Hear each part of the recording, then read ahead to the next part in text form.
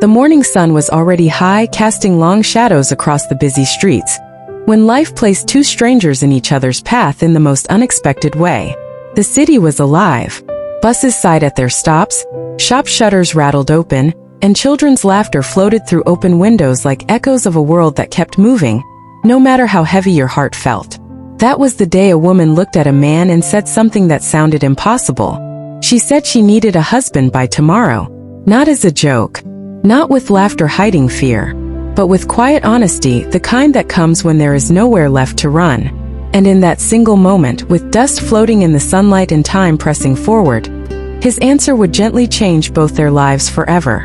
Arav Malik had learned how to survive.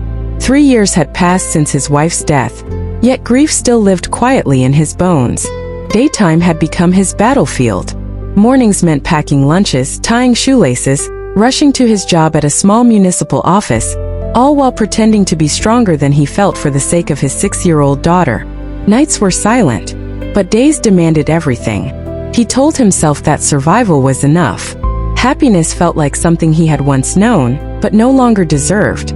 Maria Rao walked into his life on an ordinary afternoon. Sunlight poured through tall windows of the community records building, illuminating floating dust and endless stacks of paperwork. She stood at the counter with steady hands and tired eyes, holding a form that required a spouse's signature by the next day. She wasn't nervous. She was exhausted. Behind her calm voice lived years of pressure, family expectations, cultural demands, and a future that was being decided without her consent. If she failed to provide proof of marriage, she would lose control of her own business. The one thing she had built with her own hands. She wasn't asking for love. She was asking for time, for dignity, for a chance to choose her own life. Arav listened quietly as she explained. His daughter sat nearby coloring with crayons, unaware that two adults were standing at the edge of something neither had planned, and Arav recognized the look in Maria's eyes. It was the same look he had seen in the mirror after the funeral, the look people wore when everyone else told them what to do next, while they were still learning how to breathe again. Maria did not cry.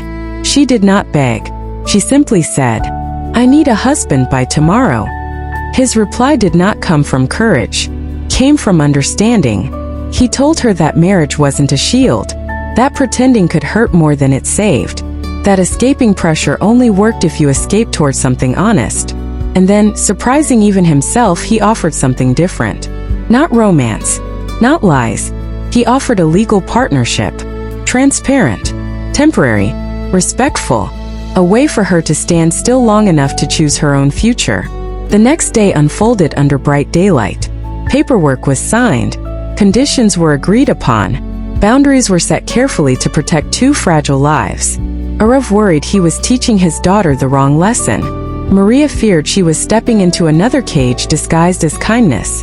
But in shared lunches, shared errands, shared silences under open skies, something unexpected began to grow.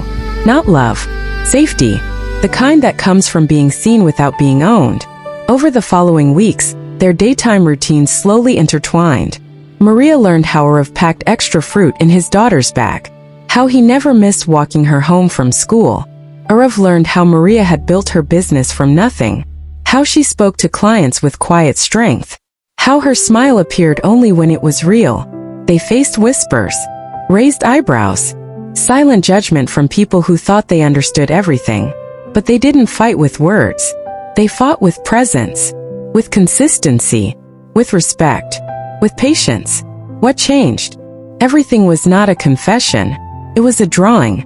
One afternoon, Arav watched his daughter run toward Maria after school, holding up a piece of paper with 3 stick figures under a sun that took up half the page. A family. In that moment, Arav realized something had already shifted. The arrangement was no longer just an agreement. It had become a home. Maria felt it too, standing there in open daylight, realizing she was no longer pretending to belong. She actually did. They did not rush into romance. They let trust do the work. They talked about fears instead of hiding them. They respected silence instead of filling it. They healed slowly, not because they were broken, but because they had been carrying too much alone. And when the time came to choose freely without deadlines or pressure, the answer arrived quietly, not with fireworks, With peace, two people who had been surviving found themselves living again, not because they needed saving, but because they chose kindness. Under the same daytime sun where it all began, Arav and Maria stood stronger, not bound by a lie told to survive, but by a truth discovered together. And sometimes that is how everything changes, not through dramatic love, but through gentle courage, shared silence, and the decision to show up, even when life feels impossible.